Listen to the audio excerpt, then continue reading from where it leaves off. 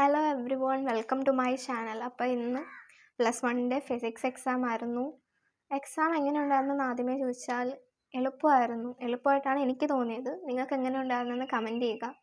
ഞാൻ ഏറ്റവും കൂടുതൽ പേടിച്ച് പോയൊരു എക്സാം ഫിസിക്സ് ആയിരുന്നു. ഞാൻ വിചാരിച്ച് നമ്മളെ കൊണ്ടൊന്നും ചെയ്യാൻ പറ്റാത്ത രീതിയിലൊക്കെ ആയിരിക്കും ക്വസ്റ്റ്യൻ വരിക എന്നൊക്കെയാണ് ഞാൻ വിചാരിച്ചത്. പക്ഷേ കെമിസ്ട്രിയെക്കാട്ടിലും എളുപ്പമായിട്ട് എനിക്ക് തോന്നുന്നത് ഫിസിക്സ് എളുപ്പമായിരുന്നു. എന്നാലും ഞാൻ ഒരു മാർക്ക് കൊണ്ട് ഒരെണ്ണമല്ല, ഞാൻ നോക്കിയപ്പോൾ ഒരെണ്ണം പോയിട്ടുണ്ട്. അപ്പം ഞാൻ ഫസ്റ്റ് ക്വസ്റ്റ്യൻ്റെ ആൻസർ ടെമ്പറേച്ചർ. സെക്കൻഡ് വണ്ണിൽ option C object has constant velocity. Third വണ്ണിൽ acceleration due to gravity is independent of mass of body. ഫോറിൽ this phenomenon is illustration of hydrostatic paradox. 5 answer ശരിക്കും ട്രൂ എന്നാണ് ഞാൻ അറിഞ്ഞത്, പക്ഷെ ഞാൻ എഴുതിയത് ഫോൾസ് എന്നാണ്. 6th എനിക്കറിയില്ലായിരുന്നു. ആ ഒരു ഭാഗം ഞാൻ വായിച്ചായിട്ട് എനിക്ക് ഓർമ്മയില്ല. ആൻഡ് 7th വൺ ഞാൻ ½ KBT എന്നാണ് എഴുതിയത്.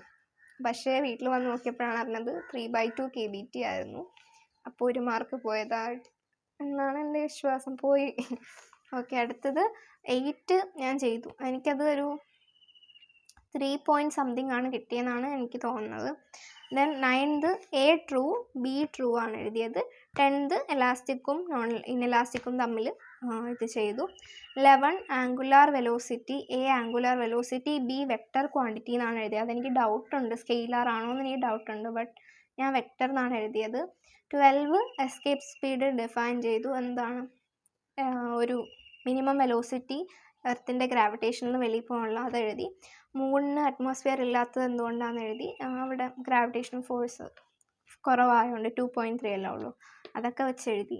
Then 13th one match the following: isothermal process, temperature constant, adiabatic process, no heat transfer, isochoric, volume constant, isobaric, pressure constant. അങ്ങനെയാണ് എഴുതിയത്. ലോ ഓഫ് ഇക്വിപാർട്ടീഷൻ എനർജി ഞാൻ എക്സാമിന് കയറുന്നതിന് മുമ്പ് ഒരു പ്രാവശ്യം വായിച്ചതേ ഉള്ളൂ, പക്ഷേ എനിക്കത് ഓർമ്മയില്ലായിരുന്നു.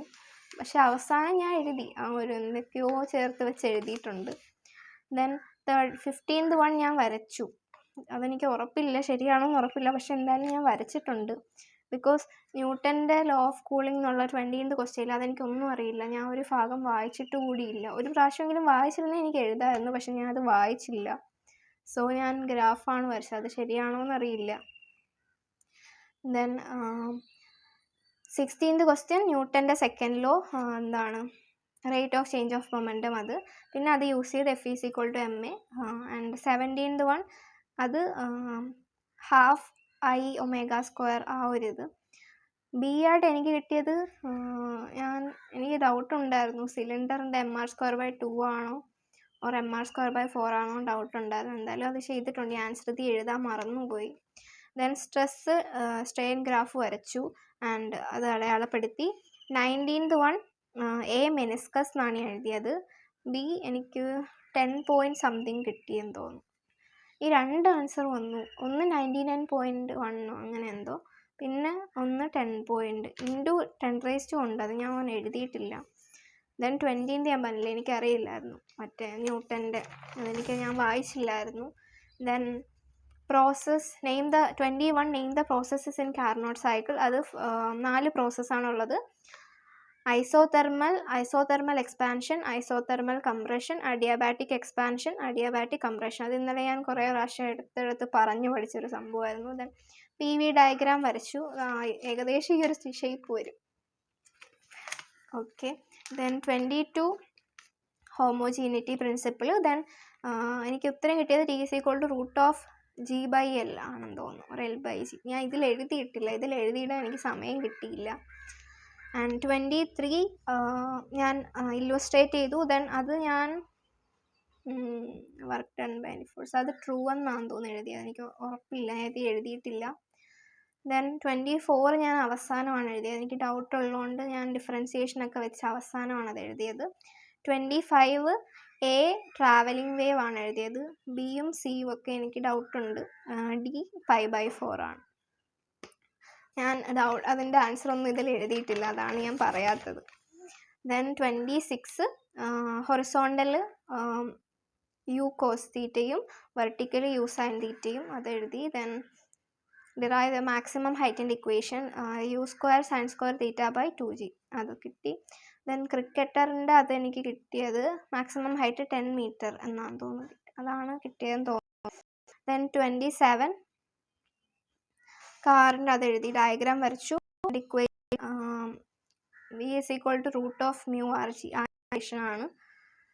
ദെൻ സേഫ്റ്റി ആയിട്ട് അതെനിക്ക് ഡൗട്ട് ഉണ്ടായിരുന്നു, ആൻഡ് ഞാനെന്തോ ബാങ്കിങ്ങോ ഫ്രോഡൊന്നും പിന്നെ ലൂബ്രിക്കൻസും എഴുതി, അതെനിക്ക് ഡൗട്ട് ഉണ്ടായിരുന്നു.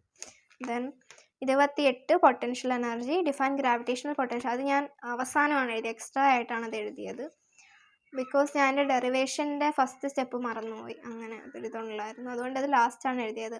ഗ്രാവിറ്റേഷണൽ പൊട്ടൻഷ്യൽ എനർജി എന്ന് പറയുമ്പോൾ it's energy required to bring a mass from infinity to the gravitational field of another body, അതാണ് എൻ്റെ ഡെഫിനിഷൻ. ഞാൻ നെഗറ്റീവ് എന്നാണ് എഴുതിയത്, C. 29 hydraulic lift A Pascal's law, B അതിൻ്റെ ഇത് മെക്കാനിക്കൽ അഡ്വാൻറ്റേജ് A2/A1. ആൻഡ് അത്രയും ഫിസിക്സിൻ്റെ പേപ്പർ. ഇനി ഫിസിക്സ് ഞാൻ ഭയങ്കര പേടിയാണ്, പക്ഷേ ഇനി A+ഉം A ഒന്നും കിട്ടില്ല എന്ന് വിചാരിച്ചൊരു സംഭവമാണ് ഫിസിക്സ്. എന്ന് വെച്ചാൽ കെമിസ്ട്രിയുടെ പേപ്പർ എനിക്ക് കുറച്ചൊരു ടഫായിരുന്നു.